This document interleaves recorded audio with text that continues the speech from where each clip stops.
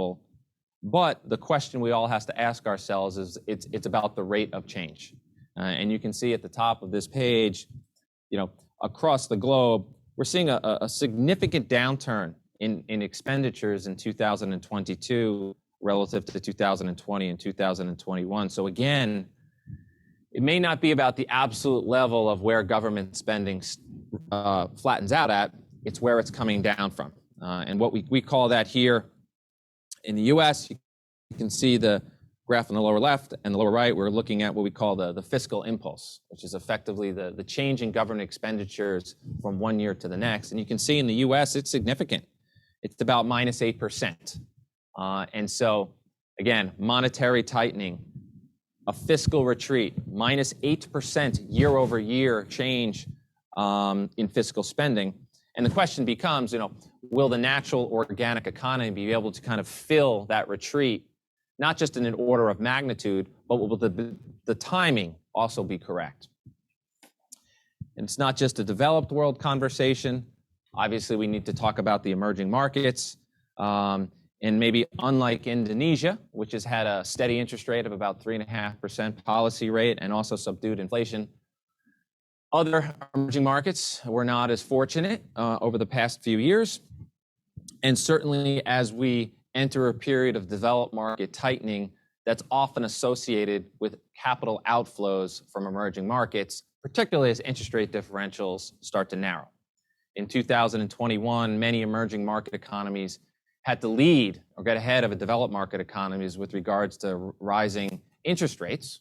And they needed to do that because their observed inflation was much higher. But now, as the developed world is starting to come up, we're seeing that interest rate differential start to collapse. And we think it will probably lead over the next few months to continued flows out of emerging markets into the developed world. And as I mentioned, not all emerging markets show the type of economic strength and stability as Indonesia. And also, unlike Indonesia, many emerging markets, as well as most developed markets, did not have the fiscal discipline. And you can see that, I think the upper right-hand graph is a great representation of fiscal discipline.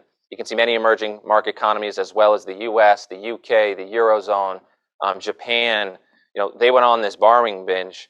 And so as we think about the emerging markets and the capital flow headwind and also the cyclicality of many of the economies, we think there'll be a lot of volatility and opportunities, not just within emerging markets as a whole, but within certain subsets that maybe haven't shown the amount of stability as others have.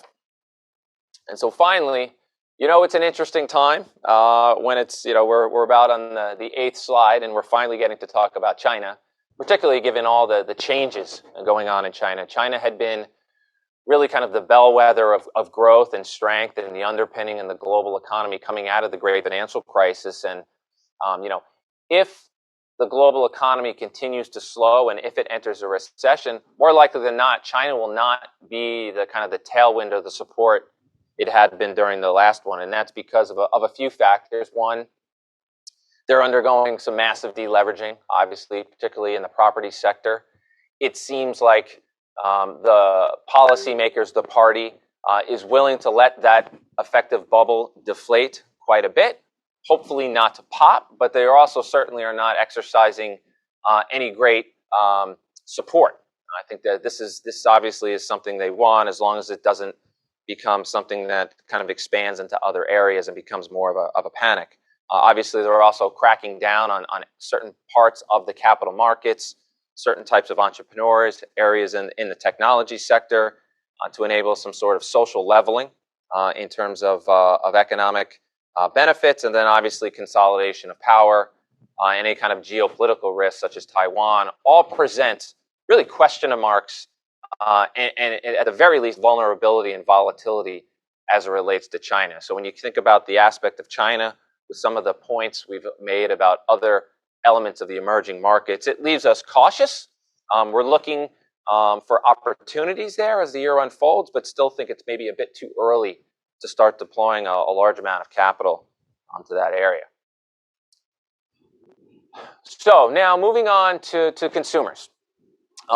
Particularly here in the U.S., the U.S. consumer is thought of and hoped to be the element of the economy that will be able to kind of hold it afloat and create positive growth while we have this kind of fiscal retreat. And there's good reasons for that. The U.S. consumer has had quite a bit of savings during the pandemic, a lot of it having to do with the government infusing dollars into their accounts. You can see that on the lower left-hand graph. Also, with lower interest rates, consumers have a very low, what we call a financial obligations ratio. So basically, think of it as the monthly payment they need to make as a percentage of their income to service debt. It's incredibly low right now. And they've also had very high nominal wage growth. And so from many aspects, the U.S. consumer in particular, and many other consumers across the world, look healthy and ready to support their economy. But our point here in the title of this page, I really think you have to put that in the category of a consumer's ability to service their debt, which is high. But the question about growth, economic growth, is their willingness to spend. And I think connecting, nominal wage growth and willingness to spend, we have to talk about real wage growth. So as the paychecks went up, the real value of those paychecks has still gone down, because of inflation. And so, we do question the consumer's willingness, not the ability, but their willingness to support the economy as we have this fiscal treat. And we think it also represents a risk to a lot of the growth outlooks in many developed markets. And so we talked about nominal wage growth and real wage growth, and the tie in between that is inflation. It's really driving every conversation in capital markets, as it should. And so what's going to happen with inflation? I think, earlier I'd mentioned secular forces that had kind of benefited central banks and their ability to kind of target financial conditions without having to worry about inflation rising. Well, look, some forces like population, the aging demographics globally, technology, high levels of debt, all disinflationary forces, and they haven't gone anywhere, and they'll continue to be part of our markets and our economy for decades to come. On the other side, though, the trends in global trade that had benefited lower labor costs for decades, that has turned, as well as the power of that labor. Labor's ability to negotiate has changed as well. And so, while sure the secular forces are still there, they may not be as strong as they were. And so that certainly presents some risk for inflation to, over the long term, to maybe not creep down as low as it had been prior to the pandemic. And inflation is everywhere, as we show here. This is looking at some metrics in the United States, CPI, 6 to 7% last year. The Fed's favorite metric, the PCE metric, the core at about 4%, still about double what the Fed hopes it to be.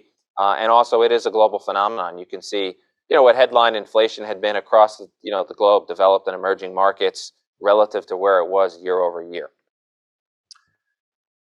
So we know inflation is elevated. So the question for investors right now is, how long will it stay elevated? And one point we like to make is with regards to how you measure inflation.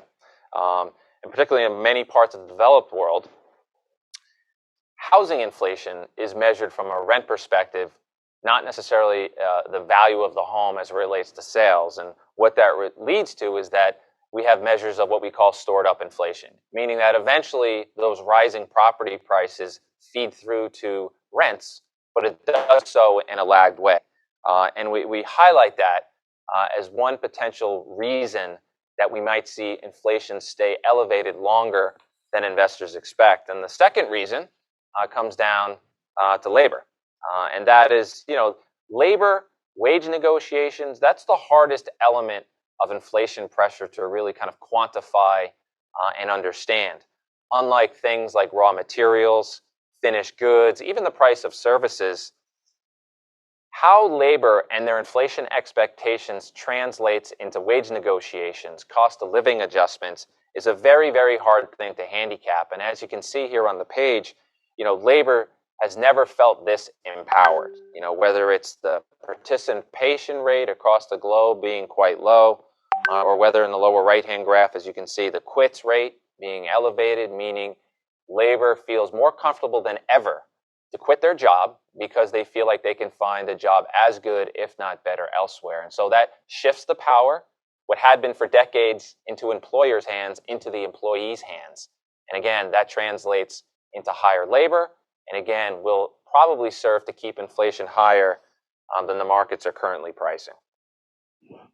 We won't go through this whole page because we've touched on a lot of these points, but I think the bottom two, the conclusions, the first two are the most important to hit on, which is whether inflation comes down quicker than we thought, and whether it may just very well get back to the kind of low in the developed world, that 2% level that we saw for a good part of 20 to 25 years.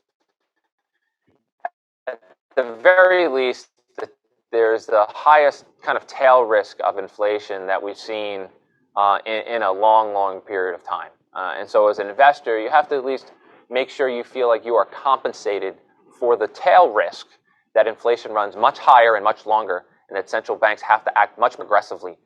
And so talking about what you're getting paid for these risks, it's not just term premium in kind of riskless curves like the U.S. Treasury curve, but it's obviously also spread compensation. What are you getting paid to take risk when you move out into the credit world, like investment-grade corporate bonds, high-yield bonds, or emerging markets? And certainly we've seen a little bit of volatility in spreads this year, and spreads are a little wider.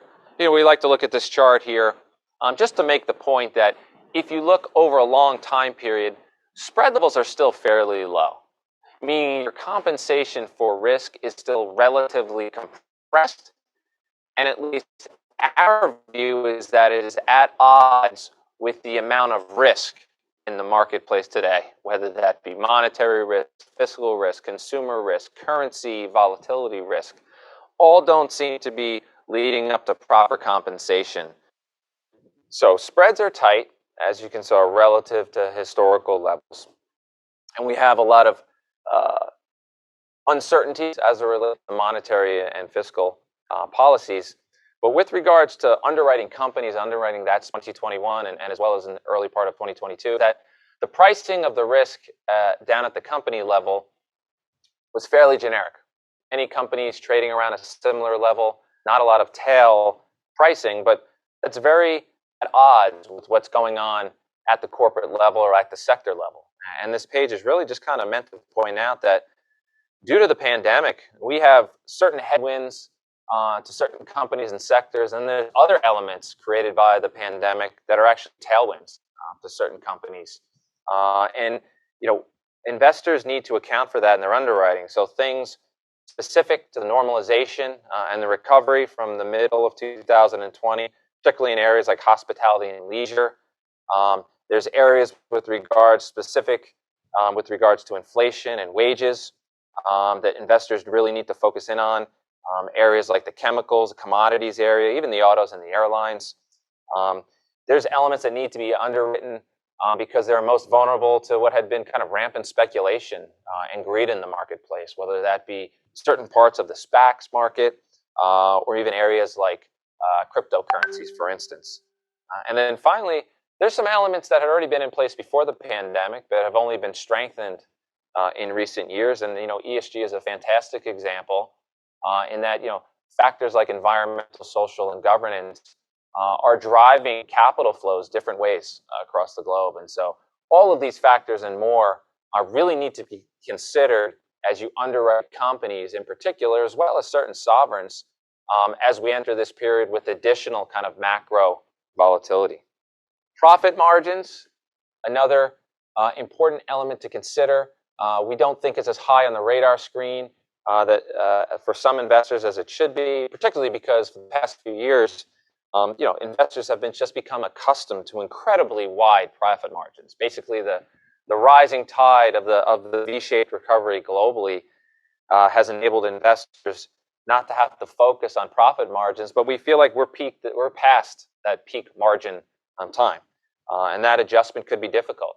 Many companies now are having to deal with the rising cost of goods into their production and not being able to pass that along through the prices of those finished goods to their customers, as well as they're having to deal with rising labor costs with, again, an inability to pass that on. And so in certain companies with certain headwinds an inability to pass on costs, so narrowing profit margins, with also a lot of these companies having high levels of debt, it certainly leaves them vulnerable to the broader changing macro landscape. And so finally, let's finish with some thematic conclusions here. The first point is the one we felt was most essential and what we started our conversation with today, and that's really with the sea change in macro monetary policy. Again, central banks maybe not having the luxury now to conduct and manage financial conditions for the benefit of asset prices because of this high and persistent inflation that is anything but transitory. And investors need to take into account that the support central banks have shown for asset prices in global markets is probably not as strong as it had been historically. Emerging markets underperformed in 2021. And while there are some interesting opportunities in our minds with regards to some parts of the emerging markets, we still feel like the risk of a further slowdown in the global economy and the further risk of capital flows moving from the emerging to the developed markets is just too high right now, given the level of compensation and spread compensation we see generically in the emerging markets. And then in turn, while we don't have a very strong view on the US dollar, we do think it will remain relatively well supported throughout this change in the global economy and central banking, as well as the approach to fiscal stimulus. And so finally, there are risks to the outlook. I think what I'd like to highlight, these are more about points that we think all of you should keep top of mind as you think about the construction of your portfolios, investments, and that's, three most important ones here in our minds. First of all, is that inflation may stick around at these elevated levels higher than the markets expect. And what that may do is force central banks to be more aggressive than we're even pricing in today. And again, aggressive doesn't just mean raising interest rates to higher levels and faster than the markets are expecting, but it also will probably mean using the balance sheets and the reduction of those balance sheets in a more aggressive manner. As we pointed out here today, that is a harder tool to understand the eventual ramifications of, and one you need to be compensated for over the next 1 to 2 years. We talked about fiscal spending, the withdrawal in many parts of the developed market of that fiscal spending that had been so high throughout 2020 and 2021. We talked about the fiscal impulse and that minus 8% change, in the U.S. Fiscal spending. And while we do think the U.S. consumer and other kind of global developed consumers are in a relatively strong position today, the rate of change may not matter, meaning they may not step up their spending as quickly as central governments are reducing theirs. And again, that may more likely will lead to disappointment with regards to global growth. And then finally, since we are fixed income investors, let's end with the point on global debt, meaning that, as you saw earlier, global debt is as high as it's ever been, 350% of global debt to GDP. And while the interest costs are lower, that high amount of leverage just basically means less financial flexibility. And whether it's a sovereign nation, a company, or an individual, when you have high debt and are less flexible, you by definition don't have the ability to respond to a changing macro environment. And we think 2022 is certainly a year that will present many changes in that macro environment. And so our advice is to be cautious, look for opportunities, but be patient. We think there'll be many bouts of changes throughout the year. And we appreciate your time today. Thank you very much for the opportunity to speak with you. Thank you, Mr. Wallen, for the insightful presentation. Baik, telah kita dengarkan bersama-sama pemaparan oleh Bapak Brian Wallen tentang Global Macroeconomic View. On a global level, kita lihat ada volatility and uncertainty in the air. Perkenankan saya meng-highlight beberapa poin dari apa yang telah disampaikan Mr. Brian Wallen. Poin pertama terkait central banks. Central banks tidak lagi memiliki luxury untuk memanage kondisi keuangan for the benefit of assets, karena inflasi yang tinggi dan persistent yang ada saat ini, yang juga tampaknya tidak akan berlangsung untuk sementara waktu saja ya. Sehingga investor perlu take into account bahwa dukungan central bank terhadap harga aset di pasar global tidak akan sekuat biasanya. Yang kedua adalah emerging markets. Emerging markets underperform di tahun 2021 dengan adanya peningkatan interest rate di developed market, terdapat risiko capital flight from developed market, from emerging market to developed market. Lalu ada juga China, di mana belum terlihat tanda-tanda growth karena adanya deleveraging di sektor properti dan juga isu-isu geopolitikal lainnya.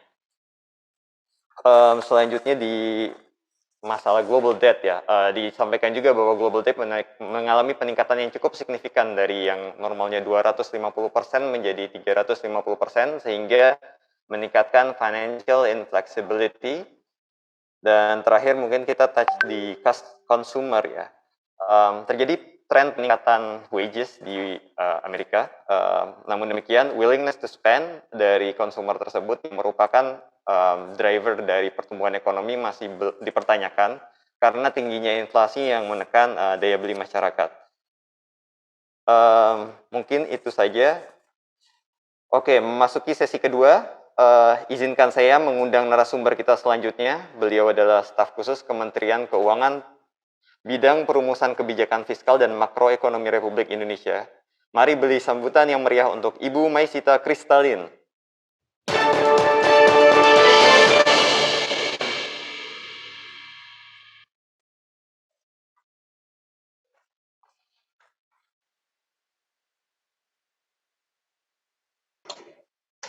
Selamat pagi.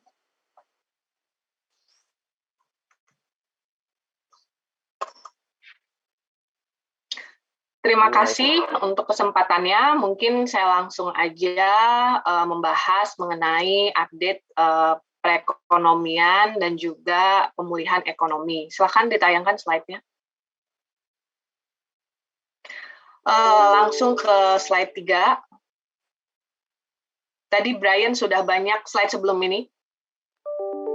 Tadi Brian sudah banyak membahas mengenai global economic update. Saya akan lebih banyak fokus ke domestik. Bapak Ibu mengetahui bahwa setelah varian Delta kita menghadapi Omicron ya, yang kalau kita lihat di sisi kiri kasus harian 7 days moving average itu sebetulnya sudah di atas kasus waktu peak Delta. Akan tetapi kalau kita lihat kasus kematiannya sangat jauh berbeda. Di 27 Juli waktu peak Delta itu di lebih dari 2.000, sementara di peak Omicron ini di 174. Ini menunjukkan bahwa meskipun kita menghadapi kasus aktif yang sangat tinggi, akan tetapi kasus kematian itu rendah. Namun kasus kematian ini tidak berarti bahwa keterisian bed juga rendah ya. Kalau kita lihat keterisian bed Wisma Atlet walaupun tidak setinggi waktu Delta, tapi juga hampir mendekati peak pada saat Delta terjadi. Berikutnya. Kalau kita lihat perekonomian di berbagai negara, sebetulnya sudah banyak yang kembali ke level pre-pandemi pada tahun 2021 kemarin dan mudah-mudahan going stronger di 2022 termasuk Indonesia. Kalau kita lihat negara G20 dan ASEAN 6 yang sudah levelnya kembali ke pra-pandemi, ada China, Vietnam, dan lain-lain, Indonesia juga sudah tercatat menjadi negara yang secara PDB real sudah kembali ke level pandemi, bahkan sedikit lebih ya, di 101,6%, didukung oleh berbagai pengendalian pandemi dan kebijakan ekonomi yang cukup efektif. Akan tetapi banyak juga negara G20 dan ASEAN 6 yang ekonominya belum kembali ke level pre-pandemi, masih di bawah PDB real waktu sebelum pandemi. Beberapa negara di Eropa masuk dalam kategori ini, yang di ASEAN ada Malaysia, Filipina, dan Thailand yang juga belum berhasil kembali ke level sebelum pandemi. Slide berikutnya, kalau kita lihat ekspansi manufacturing global, ya kalau kita lihat antara global dan ASEAN itu sebetulnya memiliki tren yang tidak mengalami global masih going strong di bulan September 2021 dan sebelumnya, tapi di ASEAN 5 itu mengalami kontraksi lagi yang cukup dalam. Indonesia termasuk yang mengalami kontraksi cukup dalam, akan tetapi sudah kembali ke zona yang cukup baik ya, sehingga menunjukkan adanya ekspansi di bidang manufacturing. Beberapa negara utama juga menunjukkan tren yang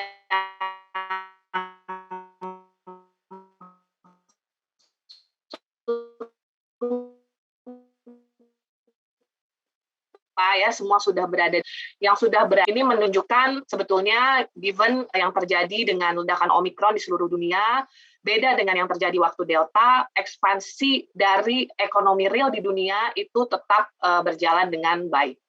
Slide berikutnya, banyak juga tantangan ya dari sisi pemulihan ekonomi. Kita lihat karena rebound di demand, maka harga-harga komoditas juga meningkat. Selain itu, transisi energi menuju energi hijau di Eropa misalnya telah menyebabkan krisis energi yang juga memperburuk peningkatan harga-harga energi. Ini tentu mempengaruhi inflasi di banyak sekali negara. Indonesia tidak termasuk yang terpengaruh secara langsung karena harga energi di dalam negeri cukup tercushion oleh berbagai mekanisme fiskal, baik itu subsidi maupun kompensasi yang diberikan pemerintah. Slide berikutnya, tekanan inflasi berlanjut. Ini mungkin saya tidak akan ulang ya yang tadi disampaikan Brian, bahwa di mana-mana inflasi itu sudah cukup tinggi. Indonesia termasuk yang stabil. Kalau kita lihat di sini banyak sekali negara yang sudah mulai meningkatkan suku bunga acuan, ya, Brazil, Rusia, UK misalnya. Dan juga negara maju yang meskipun inflasinya sudah sangat tinggi, belum menaikkan suku bunga acuan meskipun sudah mulai mengindikasikan bahwa akan mulai menaikkan suku bunga acuan dan secara bersamaan mengurangi QE atau balance sheet size. Sebenarnya yang paling banyak mempengaruhi harga aset sekarang karena policy interest rate sudah tidak menjadi satu-satunya marka ya. Sebenarnya balance sheet size juga menjadi satu indikator yang sangat penting untuk kita melihat kondisi perekonomian dan kondisi global financial condition. Nah, kalau kita lihat Indonesia di sebelah kanan, Indonesia masih mempertahankan suku bunga, inflasi juga masih sedikit terjaga, walaupun akhir-akhir ini mengalami peningkatan, tidak hanya karena energi, namun juga karena bahan makanan pokok. Slide berikutnya, kalau kita lihat dari mobilitas masyarakat, ya sebenarnya sudah recover on average, sudah recover cukup baik sebelum terjadinya Omikron. Namun meskipun dengan adanya Omikron dan kalau kita lihat retail dan recreation global mobility index itu sudah mulai turun, tapi overall global mobility index kita lihat di sebelah kiri secara rata-rata sudah mulai naik. Kalau kita bisa menjaga pemulihan ekonomi ini dari sisi pandeminya terjaga, maka sebetulnya Indonesia mempunyai kesempatan untuk rebound yang lebih tinggi karena kondisi makro environment-nya juga jauh lebih baik kalau kita bandingkan dengan beberapa negara yang inflasinya mencapai level yang cukup mengkhawatirkan. Slide berikutnya, kalau kita lihat tadi kita bicara dari sisi indikator global financial ya, peningkatan suku bunga di mana-mana, kemudian akan mulai ada moderasi fiskal juga di mana-mana. Kalau kita lihat bagaimana dampaknya kepada ekonomi real di domestik. Nah, ini berbagai indikator dari monthly indicator dari berbagai sumber, ada indikator konsumsi dan indikator produksi. Dari sisi konsumsi maupun produksi, kita lihat pemulihan ekonomi di Indonesia itu cukup robust dibandingkan dengan sebelumnya ya. Jadi kalau kita lihat 2021 baik itu indeks keyakinan konsumen, retail sales index, mandiri spending index ya, maupun dari sisi produksi kita juga bisa melihat di pojok kanan bawah pertumbuhan konsumsi listrik untuk industri dan bisnis juga masih menunjukkan perkembangan yang baik di sepanjang tahun 2021 hingga dilanjutkan di tahun 2022. Slide berikutnya, kita mengharapkan tentu pemulihan ekonomi itu akan berjalan konsisten ya. Ini kita sempat membaik ke 7,1, turun sedikit, namun trajektorinya sekarang sudah mulai meningkat kembali. On average sebenarnya kita lihat kita dari 5% di 2019, minus 2,1 di 2020, dan 2021 3,7. Kita harapkan di 2022 ini tentu lebih tinggi lagi dan lebih sustainable.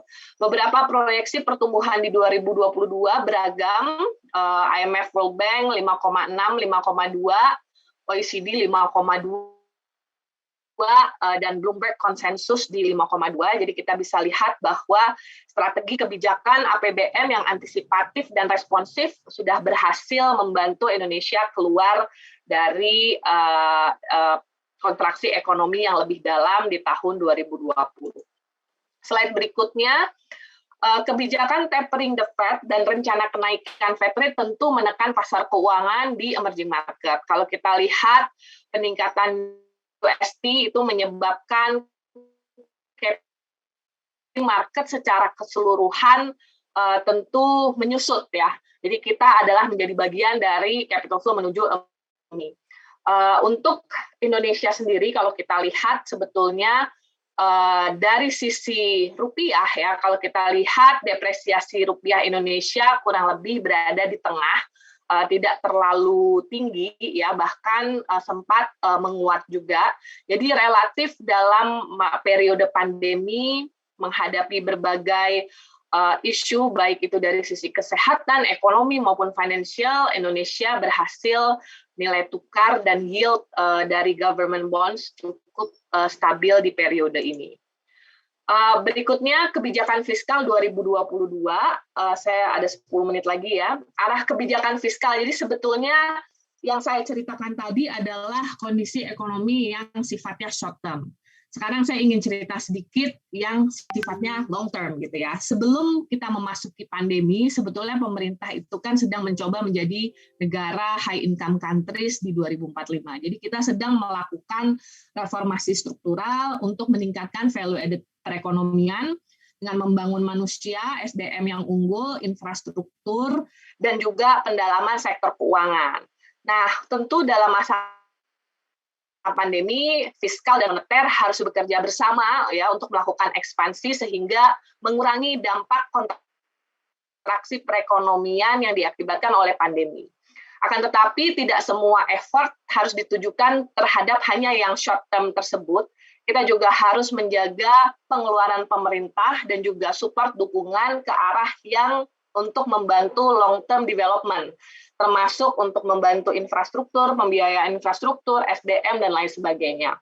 Disinilah peran sektor keuangan, terutama sektor keuangan IKNB, asuransi, dan dana pensiun sangat penting dalam pembangunan reformasi struktural ini, karena selama ini Indonesia mengalami mismatch antara target pertumbuhan yang banyak harus melakukan transformasi struktural dan melakukan pembangunan yang sifatnya long term, versus ketersediaan dana finansial yang sifatnya short term. Jadi sebagian besar masih dikuasai oleh pinjaman perbankan yang kita tahu adalah bentuk pinjaman short term.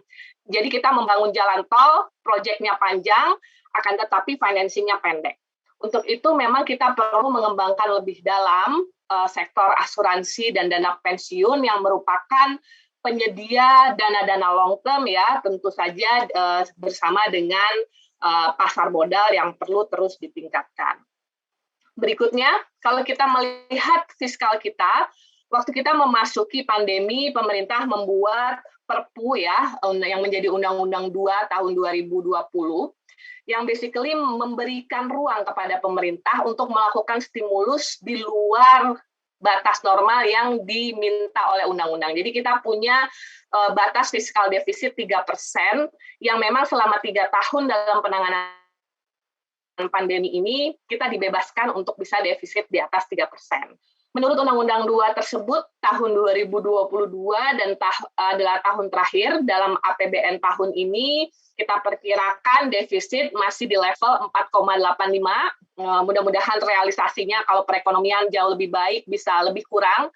Dan kita berharap bisa kembali ke bawah 3% di 2023 given kondisi pandemi tentu lebih terkendali sehingga kondisi APBN sehat, akan tetapi belanja-belanja negara prioritas juga secara nominal tidak berkurang. Jadi memang biaya penanganan pandemi yang berkurang dengan asumsi pandemi sudah mulai berkurang, tapi biaya-biaya untuk pembangunan infrastruktur, dan belanja-belanja prioritas lainnya tidak dikurangi secara nominal.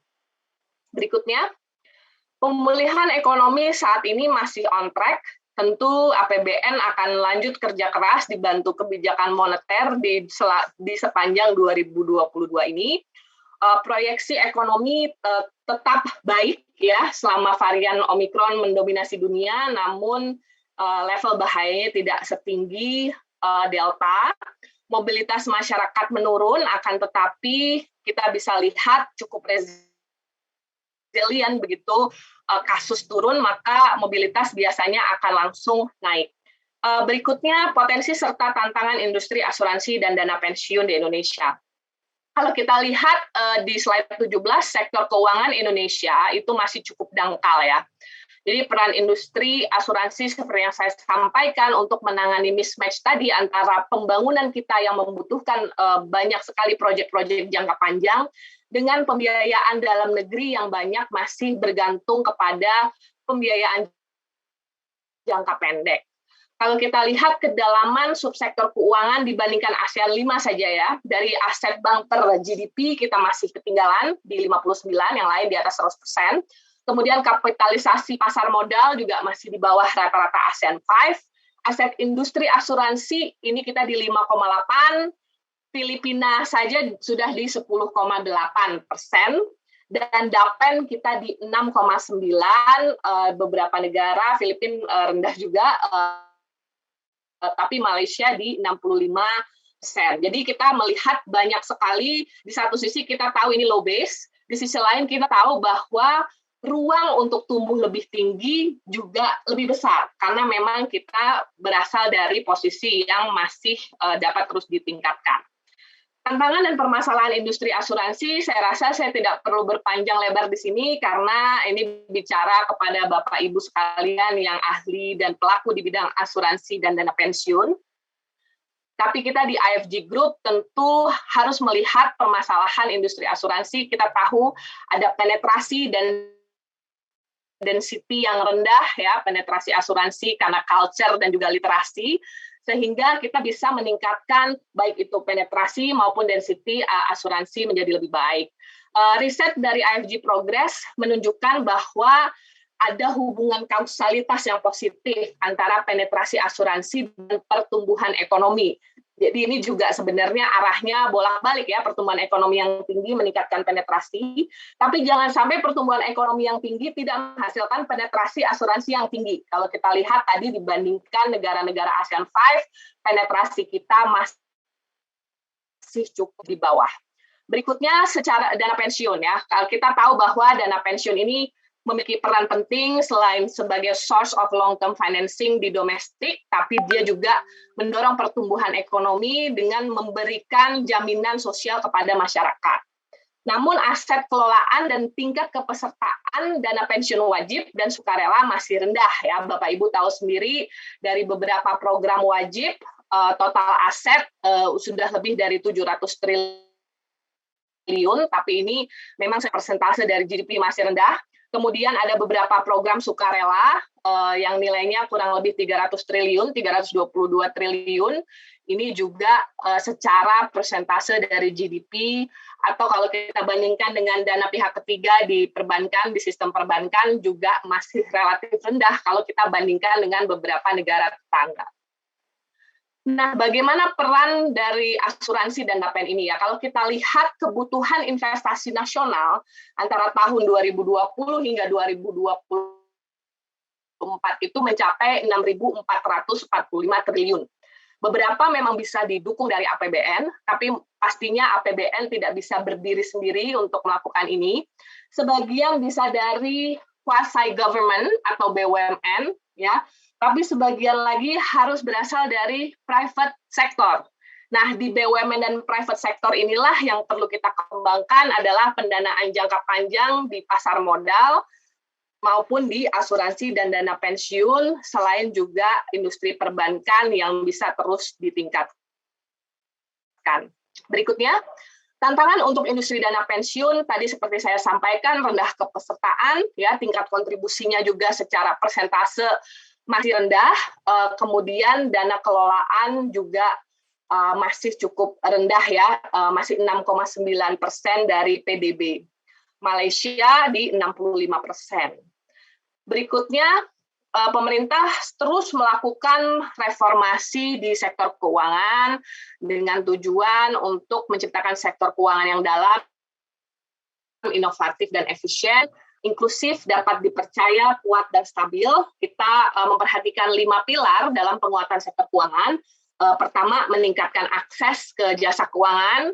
Ini masih penting, ya, perbankan saja aksesnya masih perlu ditingkatkan ke banyak pihak, apalagi kita bicara industri keuangan non-bank, termasuk asuransi dan dapen.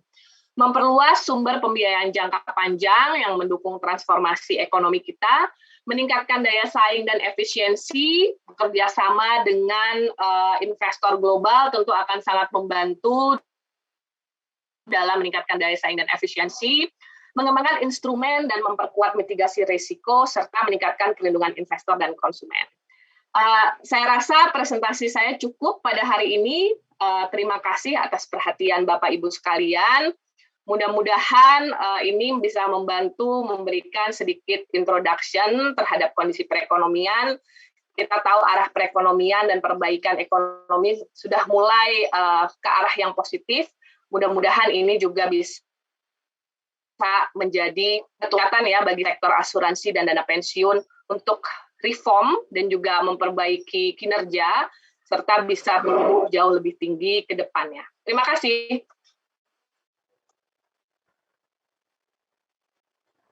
Baik, terima kasih banyak Ibu Maisita atas pemaparan yang luar biasa. Apabila tadi Mr. Brian menggambarkan global macroeconomic picture dalam suatu kondisi yang uncertain, Ibu memaparkan Indonesia itu on an optimistic view.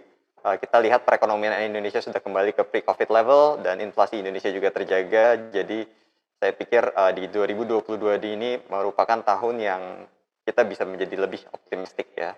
Perkenankan saya meng-highlight beberapa poin yang telah Ibu sampaikan tadi. Yang pertama adalah perekonomian di beberapa negara yang telah kembali ke level pra-pandemi 2021 termasuk Indonesia. Pemulihan ekonomi ditopang oleh peningkatan pendapatan, pertumbuhan positif seluruh komponen pengeluaran dan sektor produksi utama. Poin ketiga adalah yang kita highlight, strategi kebijakan APBN dan yang antisipatif dan responsif didukung partisipasi masyarakat dan sektor swasta mengakselerasi pertumbuhan ekonomi. Poin terakhir adalah pendapatan negara melanjutkan kinerja yang baik seiring pemulihan ekonomi yang semakin kuat dan implementasi reformasi struktural. Seluruh sektor utama mencatat pertumbuhan tumbuh positif. Mungkin terima kasih banyak Ibu Maisita atas kesediaan waktunya. Selanjutnya kita akan memasuki sesi ketiga. Untuk sesi ketiga ini kita akan menghadirkan 3 orang narasumber yang akan membahas mengenai industri outlook di masing-masing kategori. Untuk pembahasan pertama, kita mendengarkan pemaparan mengenai industri outlook general insurance yang akan disampaikan oleh Ketua Asosiasi Asuransi Umum Indonesia, Bapak Hastanto Sri Margi Widodo. Waktu dan tempat kami persilahkan.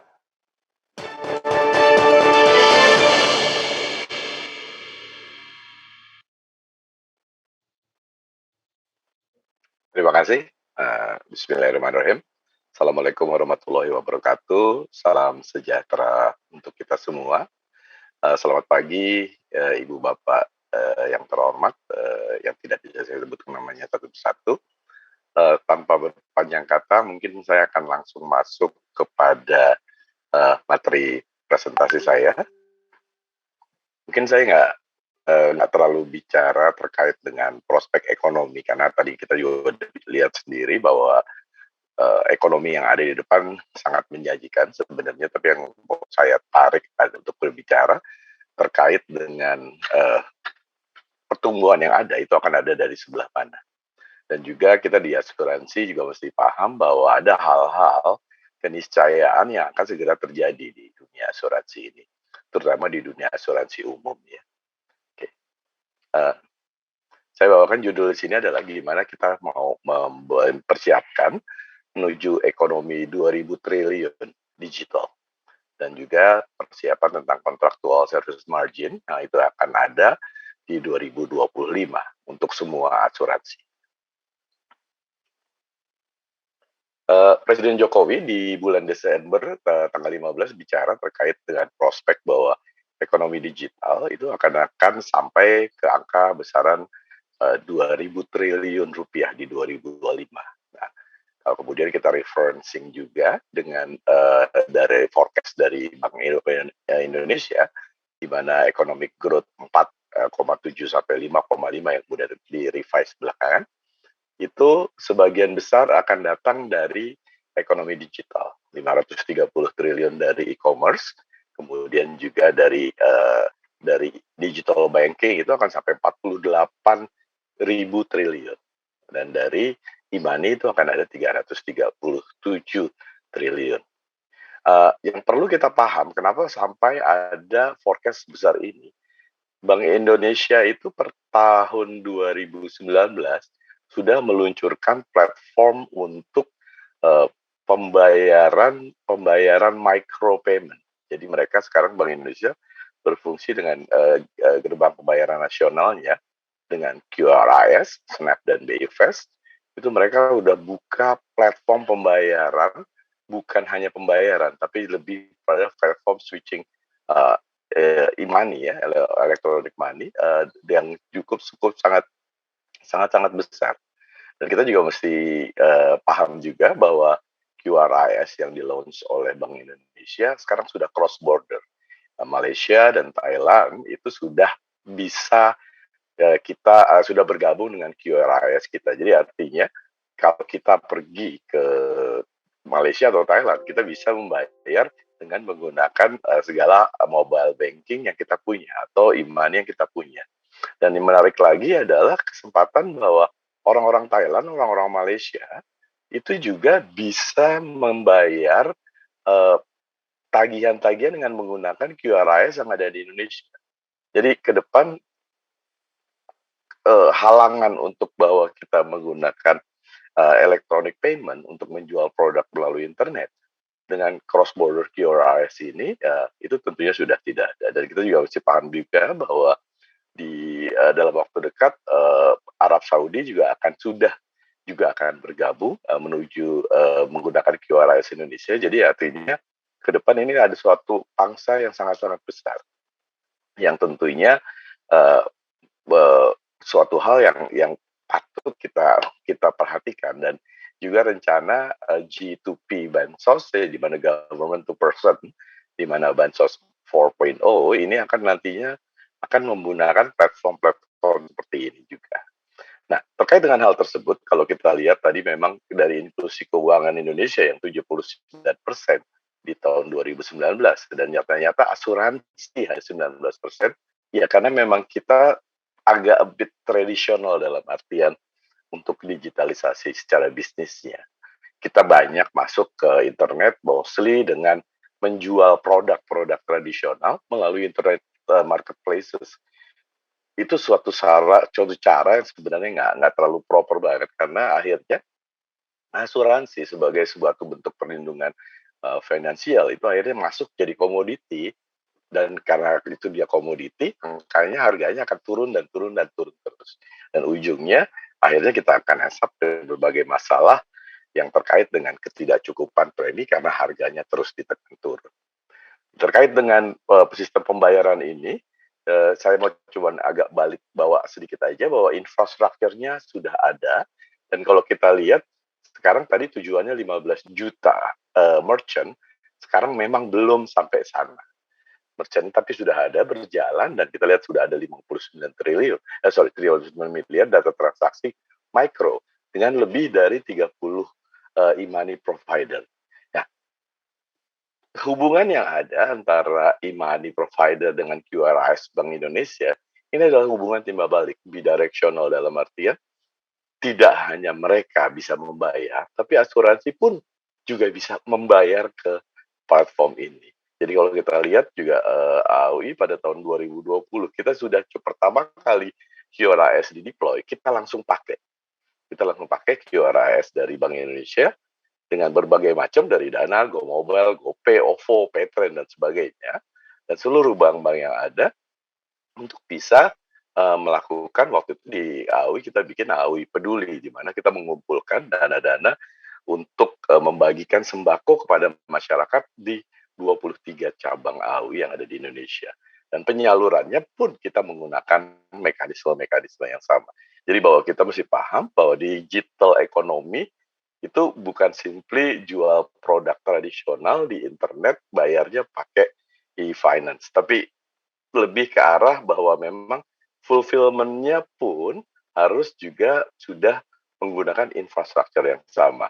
Kita bisa lihat bahwa Lemonade itu dijual asuransi di mana asuransi travel inconvenience di mana pesawat kalau kita beli asuransi begitu pesawatnya delay dan delaynya itu nggak perlu dilaporkan karena memang di flight radar itu ada bahwa pesawatnya itu disebut delay jadi immediately once pesawatnya delay siapapun yang beli polis asuransi itu akan langsung menerima pembayaran.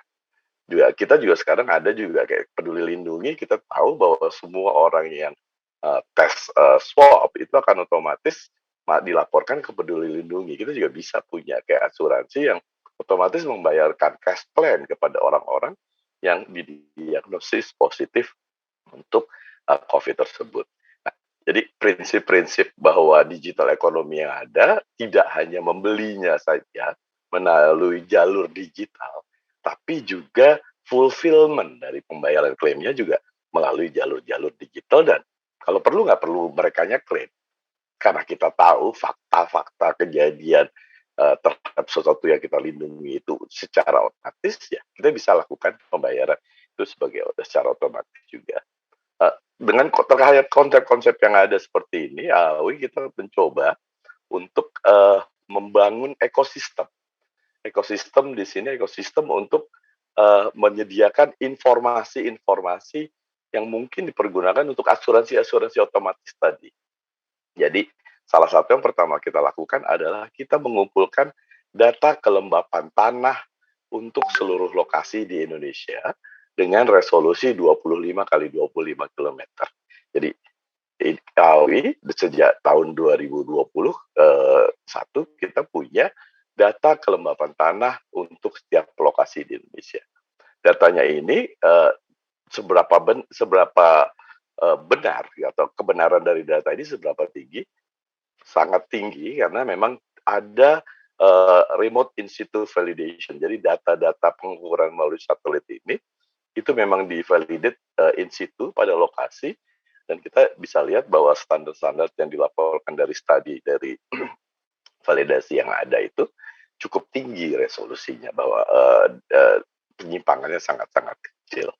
Memang datanya sendiri proses pengambilannya sangat kompleks. Nah, disitulah fungsi AUI bahwa kita menghilangkan kompleksitas yang ada dan kita kemudian melakukan proses untuk mengumpulkan dan juga mungkin mempublish. Jadi kita lakukan itu untuk memungkinkan bahwa kita ke depannya bisa menjual asuransi-asuransi otomatis yang dalam hal ini juga dikaitkan oleh kepada data kelembapan tanah. Dan itu kita sudah mulai, kita dapat license sudah, jadi AUI kita mau submit untuk licensing, salah satu produknya adalah asuransi tanaman berbasis indeks. Jadi kita practically kita menjamin kekurangan atau kelebihan curah kelembapan tanah yang terjadi saat si petani melakukan penanaman komoditas yang mereka lakukan.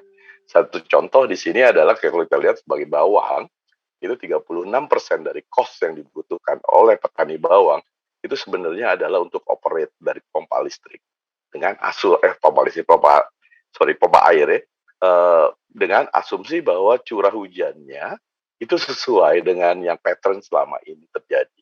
Apa yang terjadi kalau kemudian ternyata pattern dari pola curah hujan yang ada sangat berbeda. Nah, disinilah asuransi bisa berperan dari ke depannya dan kita sudah mulai melakukan ini untuk tanaman coklat di Sulawesi.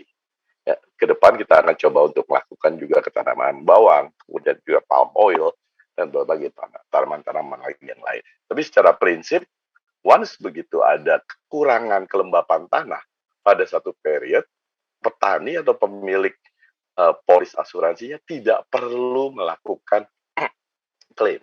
Karena asuransi kita malah yang tahu berapa sih kelembapan tanahnya. Dari mana?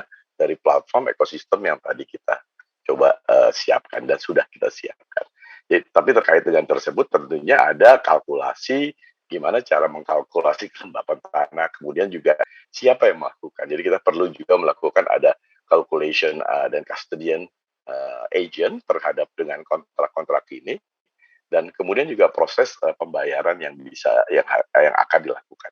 Dan terkait dengan itu, AHWI juga kita sudah menyediakan infrastruktur untuk itu yang kita bilang sebagai smart contract custodian. Jadi asuransi sekarang bentuknya tidak hanya sebagai ke depan tidak hanya sebagai kontrak hukum yang kemudian didispute atau kemudian dibawa untuk klaim. Kedepannya asuransi kita coba siapkan sebagai smart contract. Smart contract adalah sebuah kontrak yang electronically yang bisa di-automate execution dari validation ya. Kalau di sini sebagai contoh, kita lihat contoh dari kontrak asuransi kelembapan tanah untuk Kabupaten Luwu di 2021, di mana perintah-perintah untuk melakukan valuasi disimpan oleh custodian sistem ini, dan kemudian pada tanggal valuasi, kalau dilihat di contoh yang kanan, proses valuasi perhitungan apakah kontrak dan actualnya berbeda itu dilakukan oleh sistem, bahkan keputusan akan terjadinya klaim atau tidak, dan kalau ada klaim pembayarannya berapa, itu akan otomatis dilakukan oleh custodian ini. Dan untuk itu kita coba platform ini ke depannya akan kita publish semua sehingga semua orang bisa menggunakan. Jadi kalau kita jual asuransi digital, nggak hanya jualannya digital, kontraknya sendiri digital, dan fulfillment-nya juga digital.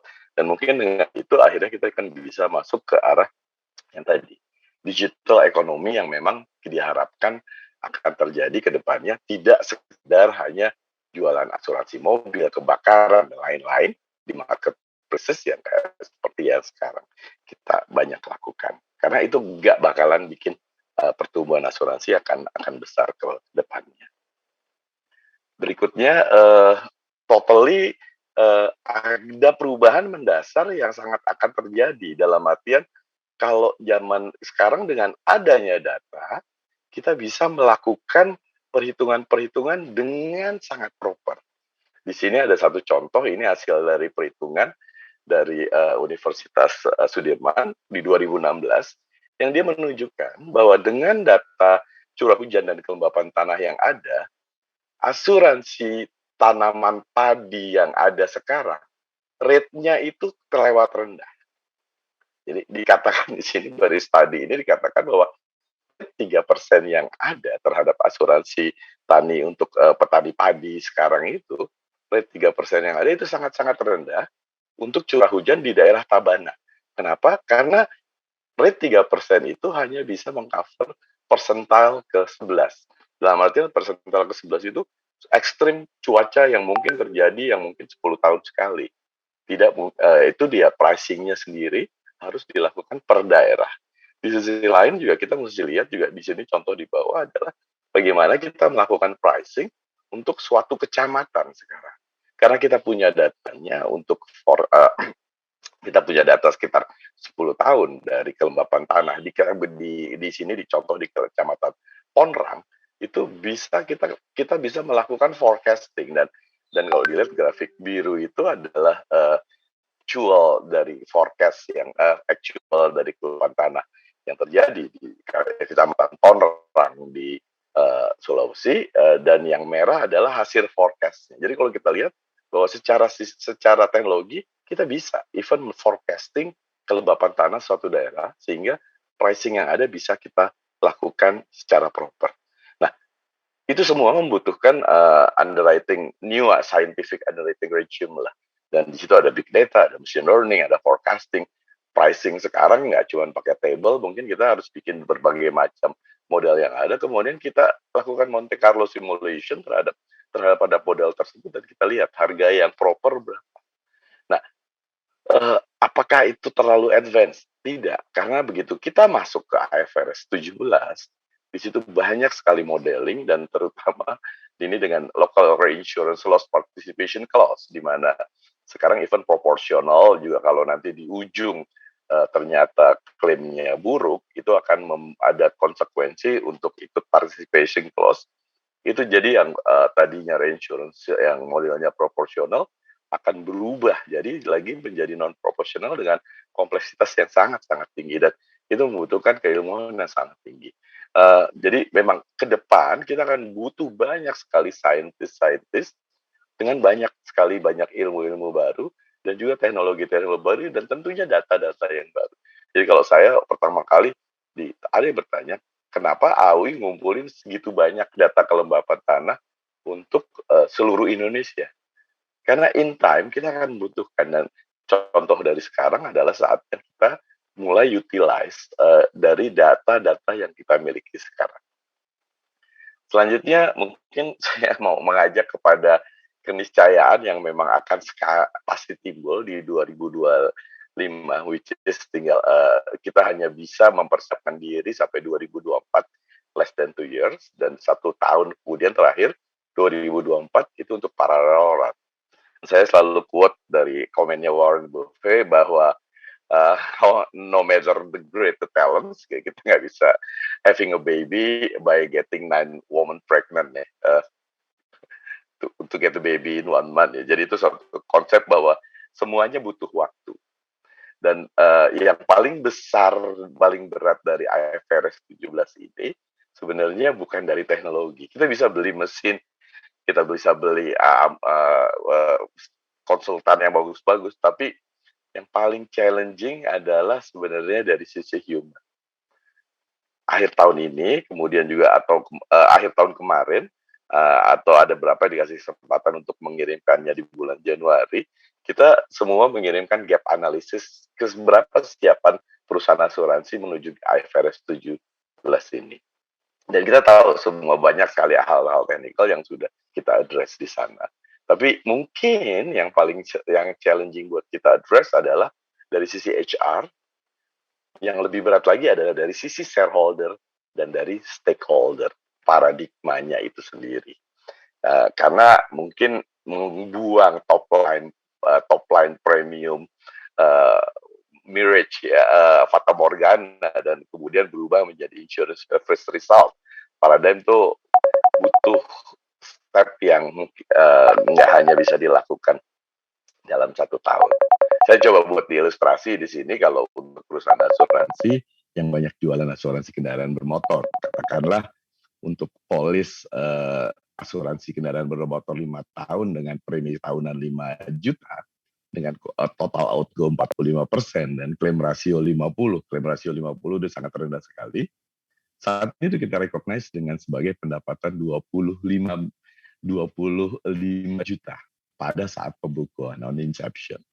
Tapi kalau kita tarik diri kita ke tahun 2025, yang 25 juta yang sebelumnya kita bukukan itu akan hanya menjadi pendapatan sebesar Rp20.833 setiap bulan selama 5 tahun.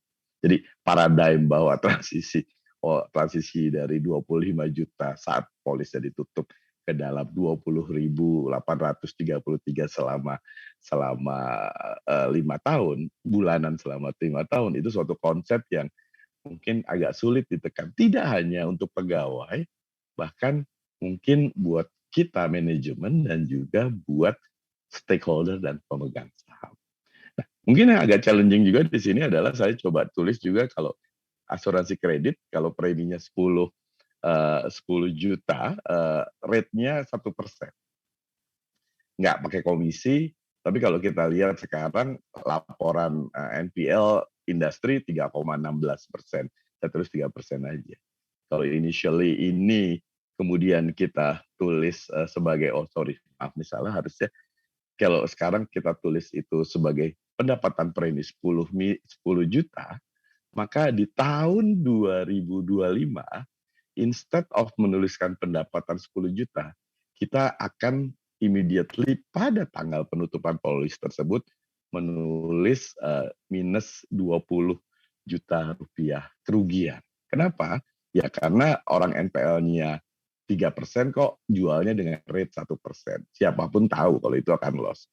Nah, kalau sekarang mungkin kita masih mengharapkan cash flow dari 10 juta tersebut. Tapi kalau di 2025 forget it.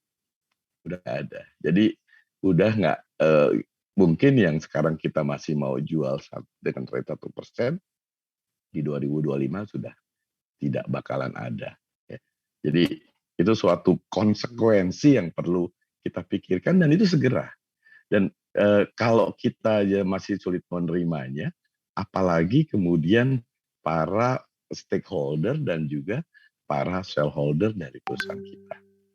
Berikutnya mungkin yang saya cuma sekedar sharing bahwa saya pribadi kita coba melakukan transformasi paradigma dari menuju IFRS 17 di 2025, di mana sebagai sales driven organization, di mana 15% gaji semua orang tergantung oleh besaran sales yang terjadi.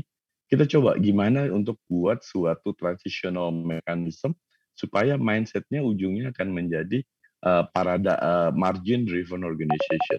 Dan kita coba melakukan ini dengan mulai introducing suatu term yang kita buat sendiri, yang kita bilang sekarang namanya initial contractual margin.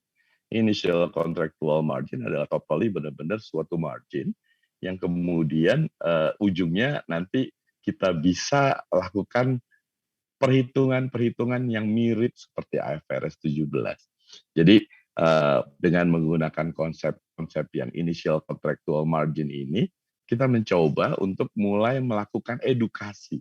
Jadi tujuannya sebenarnya ini untuk melakukan edukasi, dan ini penting banget untuk dimulai oleh top management. Jadi transformational leadership sangat-sangat diperlukan dalam proses ini.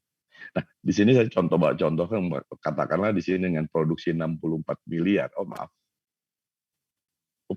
Maaf. Sorry.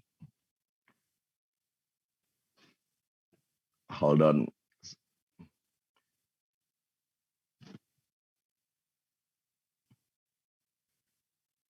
Jadi dengan produksi tadi, dengan produksi 64.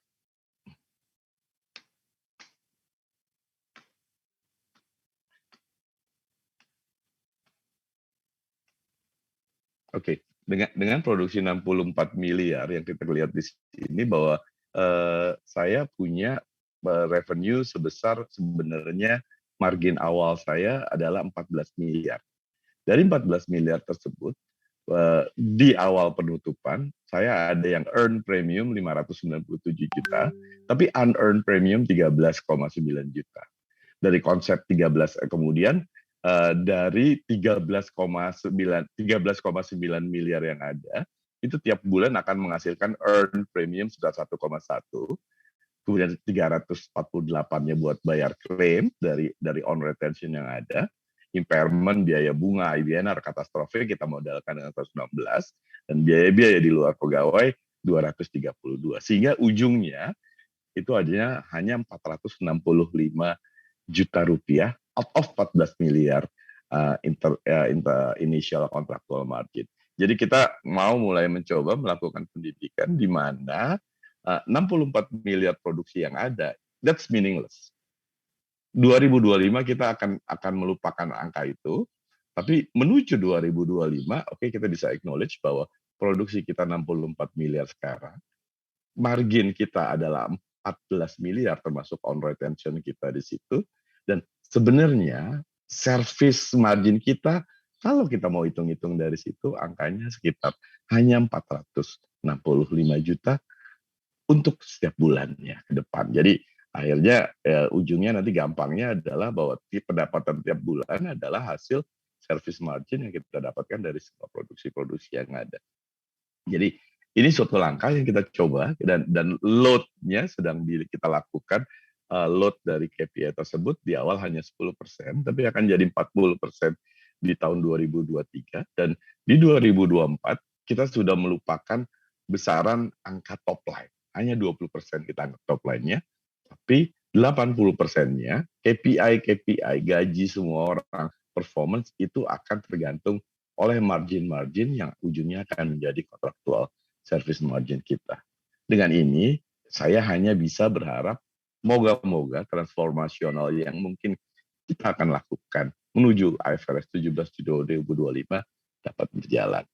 Dan mungkin juga kami sangat berharap sekali bahwa itu kenyataan sesuatu yang pasti akan terjadi di depan mata di 2025 dan waktunya sangat sebentar sekali sebelum kita benar-benar harus mempersiapkan atau berubah diri kita menuju situ ke kontraktual service margin.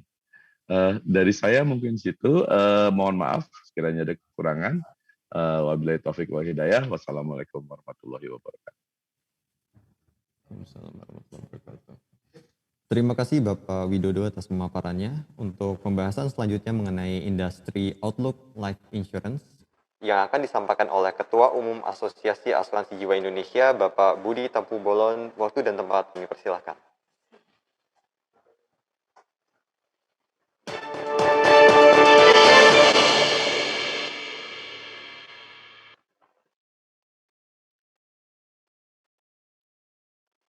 Baik, terima kasih banyak Bapak Moderator. Assalamualaikum warahmatullahi wabarakatuh. Semangat pagi, salam sejahtera untuk kita semuanya. Yang saya hormati Bapak Wamen 2 Kementerian BUMN, Bapak Kartika. Yang saya hormati Bapak Pantro, Ketua Subtim PMO Klaster BUMN, Asuransi dan Dana Pensiun. Yang saya hormati Ibu Masyita Kristalin dari Kementerian Keuangan Republik Indonesia. Yang saya hormati Bapak Hastanto Widodo, Ketua Umum Asosiasi Asuransi Umum Indonesia. Dan Bapak Suheri, Ketua Umum Asosiasi Dana Pensiun Indonesia. Dan juga Bapak Budi Hikmat, Chief Economist Bahana BCI. Izin Bapak Ibu semuanya untuk boleh sharing, memaparkan sedikit tentang industri asuransi jiwa, investasinya maupun prospek ke depan. Next slide please. Next. Bapak Ibu dalam semua paparan ini mohon izin untuk masih menggunakan data yang dimiliki Asosiasi Asuransi Jiwa Indonesia sampai dengan September 2021. Data Q4-nya sudah kami peroleh, tapi baru akan kami rilis minggu ini juga, jadi mohon maaf. Tetapi dapat kami sampaikan bahwa data Q4 kira-kira inline dengan data Q1, Q2, Q3 2021, sehingga rasanya year-to-date September ini tetap menggambarkan, memberikan gambaran yang baik tentang tahun 2021 bagi industri asuransi jiwa. Bicara tentang aspek pendapatan industri asuransi jiwa sepanjang tahun 2021, Bapak Ibu, bisa kita lihat bahwa industri asuransi jiwa mencatat pertumbuhan pendapatan yang baik, ya, bukan hanya double digit Bapak Ibu, tapi sampai dengan September 2021 itu pertumbuhan pendapatannya adalah melampaui 30%, hampir 40%. Ya, total pendapatan adalah sebesar 171,4 triliun rupiah. Bila kita bandingkan dengan periode yang sama tahun-tahun sebelumnya, terlihat kenaikannya. Ya. Bahkan kalau kita bandingkan dengan tahun 2019, di mana kita percaya tahun 2019 belum terlalu banyak terimbas dari COVID-19 ini, kita lihat bahwa tahun 2021 itu sudah lebih baik dari tahun 2019.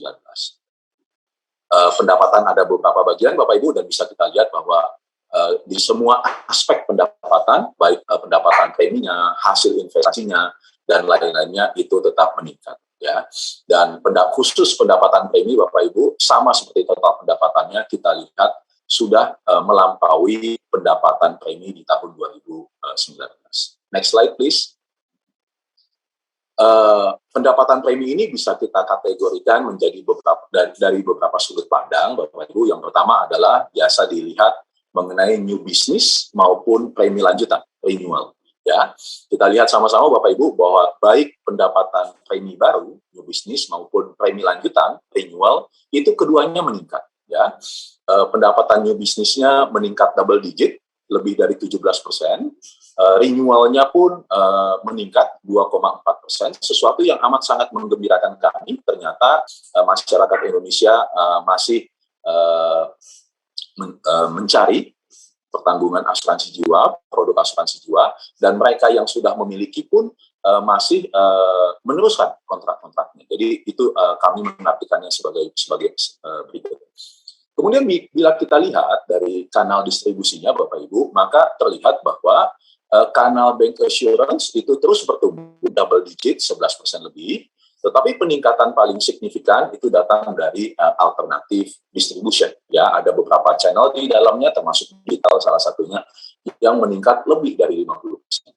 Adapun kanal distribusi yang mengalami tantangan di tahun 2021 yang lalu, itu adalah kanal distribusi agency. Ya, yang kami percaya salah satu sebab utamanya adalah karena kondisi PSBB, PPKM, dan lain sebagainya yang membuat lebih susah, lebih challenging untuk tenaga pemasar agensi kami untuk bisa bertemu tatap muka langsung dengan calon-calon nasabah.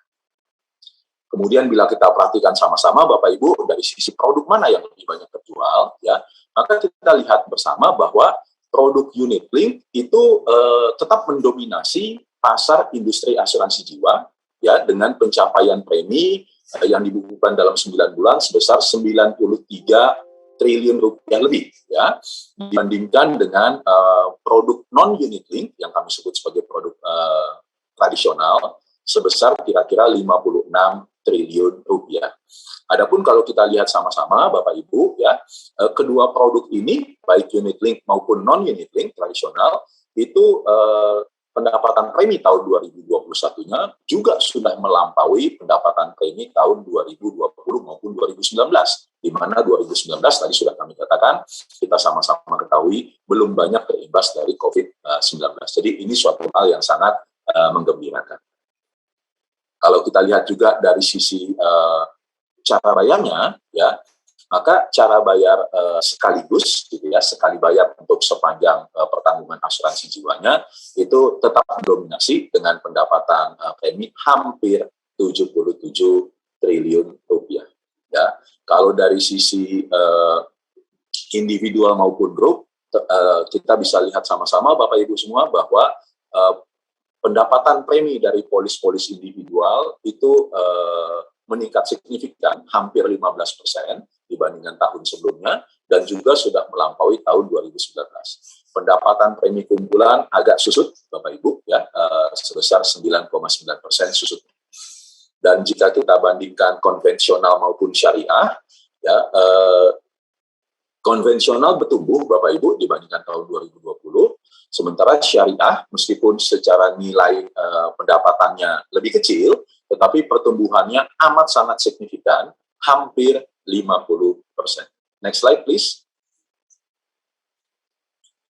Bagaimana tentang pembayaran klaim? Ya, Bapak Ibu, bisa kita lihat sama-sama di sini bahwa industri asuransi jiwa, ke-60 perusahaan asuransi jiwa anggota Asosiasi Asuransi Jiwa Indonesia, itu terus menjaga komitmennya, memenuhi semua kewajibannya untuk membayarkan klaim dan manfaat-manfaat asuransi jiwa kepada nasabahnya.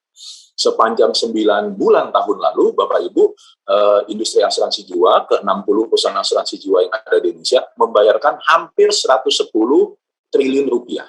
Bila kita coba rinci, Bapak Ibu, ya, amat sangat menarik untuk kita lihat bahwa klaim meninggal dunia di tahun lalu itu meningkat sangat signifikan, lebih dari 60%, ya, menjadi hampir 15 triliun rupiah dan dibayarkan sepenuhnya oleh industri asuransi jiwa.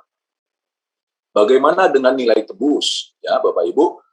Nilai tebus itu mengalami penurunan, ya. Jadi mohon dilihatnya begini, Bapak Ibu, bahwa industri asuransi jiwa tahun lalu membayarkan nilai surrender, nilai tebus polis-polis nasabah yang memutuskan untuk tidak melanjutkan pertanggungannya, itu hampir 60 triliun rupiah. Jadi industri asuransi jiwa terlihat terus menghargai komitmennya, menghargai janji-janjinya kepada nasabah. Tetapi menarik juga untuk kita lihat bahwa terjadi penurunan, ya, meskipun dikatakan bahwa tahun 2021 adalah tahun yang sulit, tapi terjadi penurunan nilai tebus, ya. Jadi terjadi penurunan jumlah nasabah maupun nilai yang harus dibayarkan kepada nasabah yang mengembalikan polisnya memutuskan untuk tidak melanjutkan pertanggungannya, Bapak Ibu. Ya, jadi dari tahun 2020 67,5 triliun menjadi sedikit di bawah 60 triliun di tahun 2021. Bahkan jika dibandingkan dengan 2019 yang belum terimbas pandemi, itu pun tetap lebih rendah. Ya. Partial withdrawal kira-kira sama dengan tahun 2019 sebesar 12,6 triliun rupiah, Bapak Ibu, yang artinya sekali lagi menunjukkan bahwa industri asuransi jiwa tetap menghargai komitmennya untuk membayarkan semua kewajibannya, pembayaran klaim maupun manfaat asuransi jiwa lain. Klaim kesehatan, Bapak Ibu, juga terus dibayarkan, gitu ya. Klaim kesehatan individu itu meningkat sebesar 40% lebih, sementara klaim kesehatan kumpulan itu sedikit turun, ya, menjadi 3,7 triliun rupiah. Tapi overall semuanya naik, Bapak Ibu. Next slide, please. Ya, next, mengenai investasi, Bapak Ibu bisa kita lihat sama-sama di sini, ya, bahwa penempatan investasi industri asuransi jiwa itu paling banyak adalah di pasar modal dalam bentuk reksadana dan saham. Ya, bila kita lihat sama-sama di sini, Bapak Ibu, nilai penempatan investasi industri asuransi jiwa di pasar modal Indonesia itu adalah sebesar 285 triliun rupiah. Ya, reksadananya meningkat dan sahamnya meningkat malah double digit, 18% lebih, ya Bapak Ibu, ya. Kemudian penempatan investasi dalam instrumen lainnya, surat berharga negara maupun obligasi swasta, sukuk dan lain sebagainya, itu juga meningkat, Bapak Ibu, ya. Deposito mengalami penurunan sedikit, ya. Rasanya beberapa anggota AAJI, perusahaan asuransi jiwa, mungkin mencermati, menyikapi turunnya tingkat bunga deposito tahun lalu, gitu ya. Memilih untuk mencoba mengoptimalkan pendapatan investasi mereka dengan beberapa instrumen investasi lainnya. Tapi yang penting untuk kita lihat di sini, Bapak Ibu, industri asuransi jiwa khususnya bersama dana pensiun adalah dua jenis, dua lini jasa keuangan yang sifatnya itu menghimpun dana dengan jangka panjang, sehingga amat sangat baik, amat sangat cocok untuk mendanai program-program pembangunan jangka panjang. Ya, jadi itu yang kami ingin tekankan. Next slide, please. Next. Menarik untuk kita lihat, Bapak Ibu, bagaimana sih industri asuransi jiwa ini jika dibandingkan dengan industri sejenis di beberapa negara lain. Ini data yang kami miliki, Bapak Ibu, ya, berdasarkan data yang kami temukan dari Swiss Re, bahwa densitas industri asuransi jiwa di Indonesia itu masih sekitar 50-an dolar per tahun, US dollar, ya. Jadi belum banyak meningkat, belum pernah 3 tahun terakhir ini tembus ke 60-an dolar atau 70-an dolar, ya. Pernah di 73 dolar, tapi itu 5 tahun yang lampau, Bapak Ibu, ya. Jika kita bandingkan dengan yang kira-kira sama negaranya dengan kita, karakteristiknya Malaysia atau Thailand, gitu ya, maka terlihat Malaysia itu sudah ada di 300-an, 400-an dolar setahun, ya, per penduduk. Thailand itu ada di 200-an menuju mungkin 300-an, dan kita masih ada di sekitar 50-an. Jadi kita 6 sampai 7 kali lebih kecil daripada negara tetangga yang kira-kira demografinya, pendapatan ekonominya tidak beda jauh.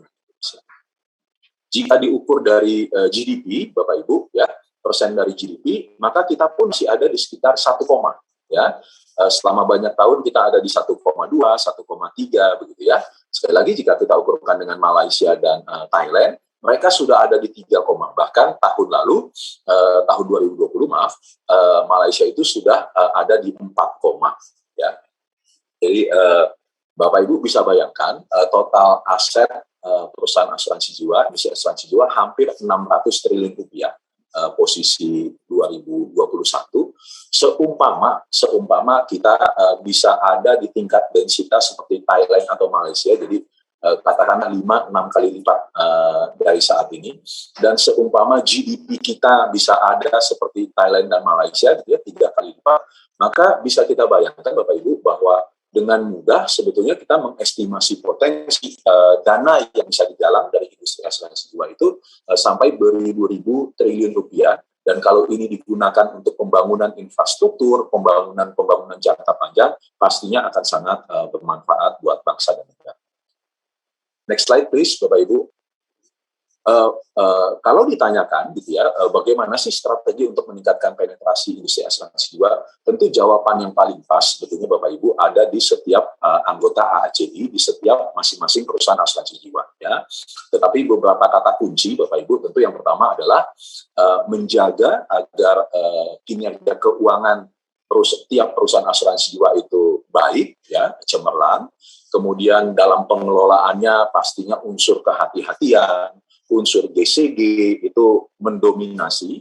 Kemudian juga jangan pernah diabaikan kualitas layanan yang kita berikan kepada customer, kepada pemegang polis, tertanggung maupun stakeholders lainnya. Efisiensi amat sangat penting dalam tahun-tahun ini dan juga tahun-tahun ke depan Bapak Ibu semua. Dan salah satu jawaban yang paling baik adalah dengan digitalisasi. Ya, jadi banyak anggota AAJI Bapak Ibu sekarang sudah mulai mengarah dan fokus pada digital. Next slide please. Bagaimana AAJI memandang outlook ya Bapak Ibu industri asuransi jiwa ke depan. Beberapa hal yang bisa kami sampaikan. Next please. Yang pertama Bapak Ibu bahwa ekonomi mulai pulih gitu ya Bapak Ibu ya. Ini data yang kami miliki diukur dari atas dasar harga berlaku gitu ya, ADHB. Kita lihat Bapak Ibu sama-sama bahwa overall ekonomi banyak sektor mulai pulih. Salah satunya adalah jasa keuangan dan asuransi yang kalau kita lihat 3 tahun berturut-turut itu terus naik ya.